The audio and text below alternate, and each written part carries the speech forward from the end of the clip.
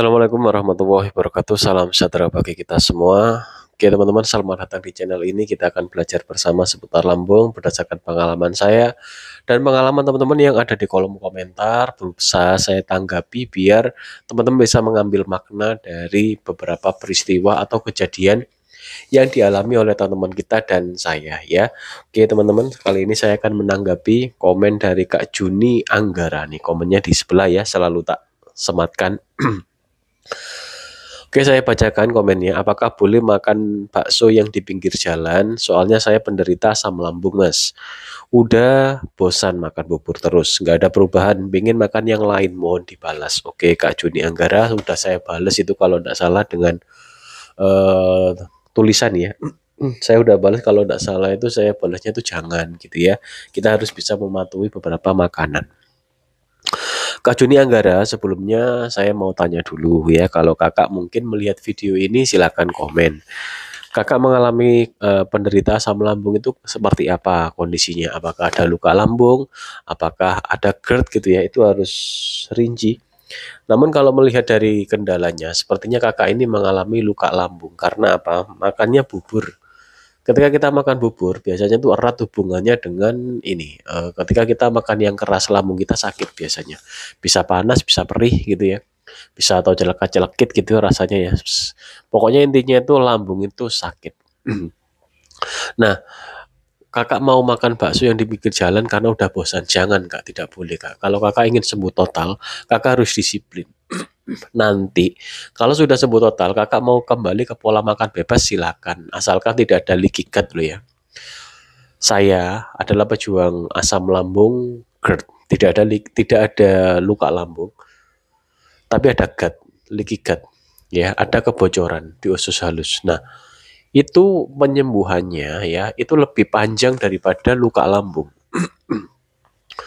Kalau luka lambung saja tidak ada gut kebocoran ya di usus halus, tidak ada leaky gut, itu relatif lebih mudah. Tapi saya, ini karena pola makan saya bertahun-tahun, mulai saya kecil sampai umur di 37 tahun. Saya begitu senang dengan snack, saya begitu senang dengan tepung terigu, saya begitu senang dengan kerupuk goreng-gorengan. Favorit saya semua ini. Sehingga rusak usus saya. Saya mengalami leaky gut. GERD saya ada leaky gut-nya. Teman-teman harus bisa memahami GERD-nya itu ada leaky gut nggak? Kalau ada leaky gut-nya teman-teman ya, teman-teman akan mengalami anxiety.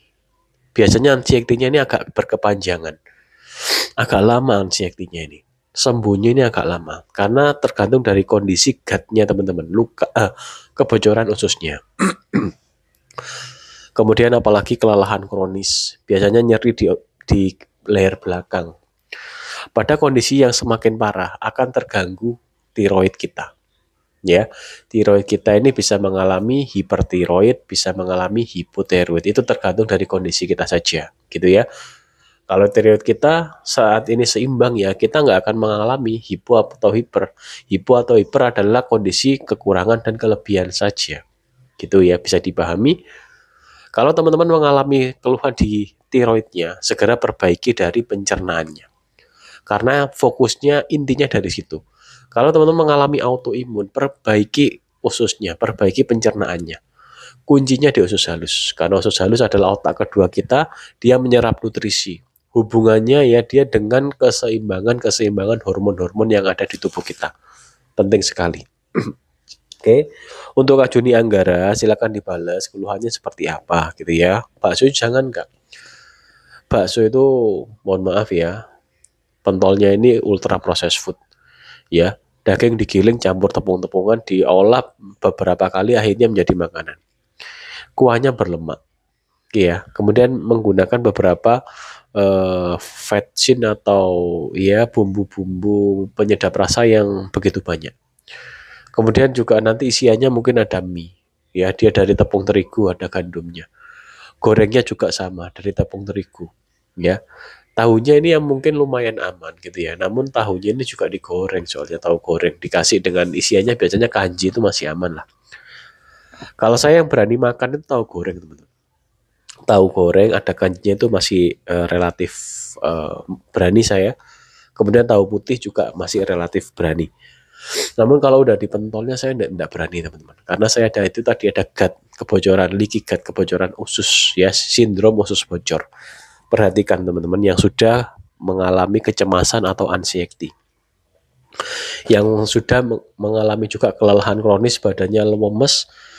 Kalau kita tidak ada keluhan di perut teman-teman, perut kita nggak perih, nggak panas, tapi keluhan kita tiba-tiba badan lemes ya, tiba-tiba nyeri di leher belakang.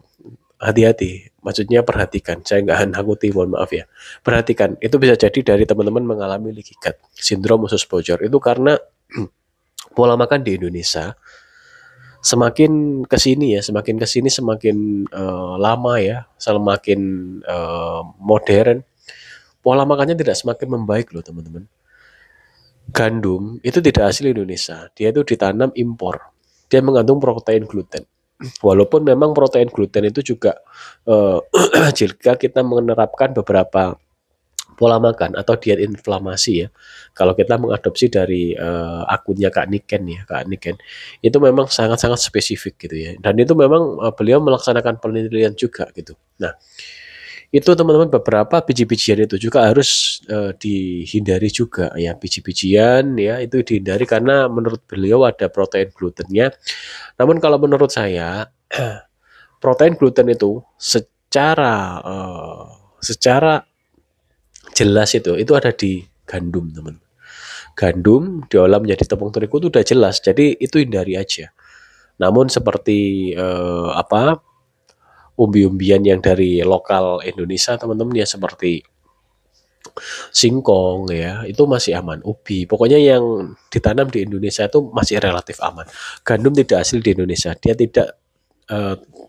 tidak tumbuh di sini teman-teman. Gandum itu ditanam di Indonesia pun memerlukan biaya yang mahal. Oleh karena itu gandum itu impor, bukan asli Indonesia. Perhatikan ya. Oke. Kita kembali ke pokok pembahasan Kak Juni Anggara. Jangan dulu makan bakso, tetap pola makannya Kakak penuhi protein ya. Penuhi protein dari telur bisa, telur silakan, kemudian ayam boleh ya. Daging itu jangan dulu, daging itu relatif diolah oleh lambung itu agak sulit gitu ya, jadi hindari dulu.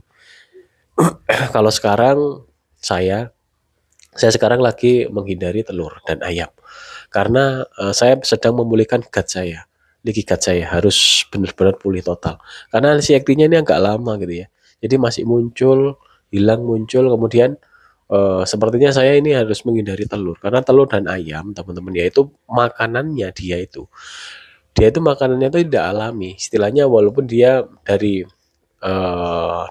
dedek, dari apa ya, pokoknya itu akar permasalahannya dari situ.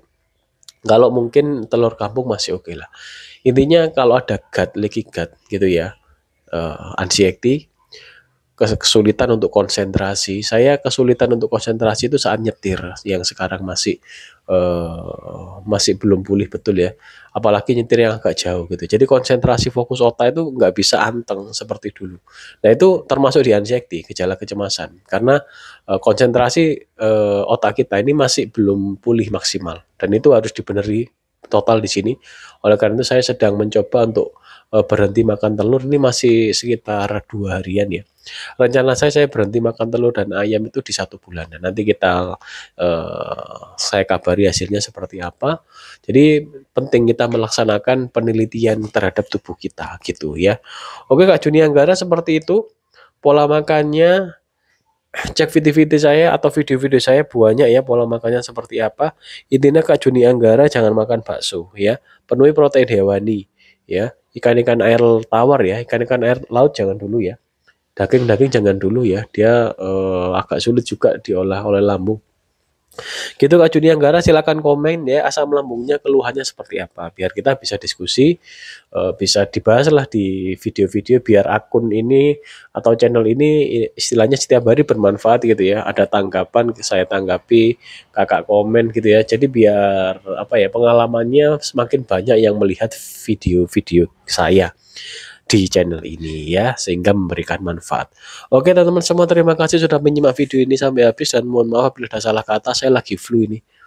Jadi ini tinggal pileknya aja, tinggal batuknya aja. Jadi setelah flu itu selalu muncul batuk karena batuk itu efek alami dari tubuh untuk mengeluarkan lendir-lendir atau sisa-sisa dari flu kita gitu ya.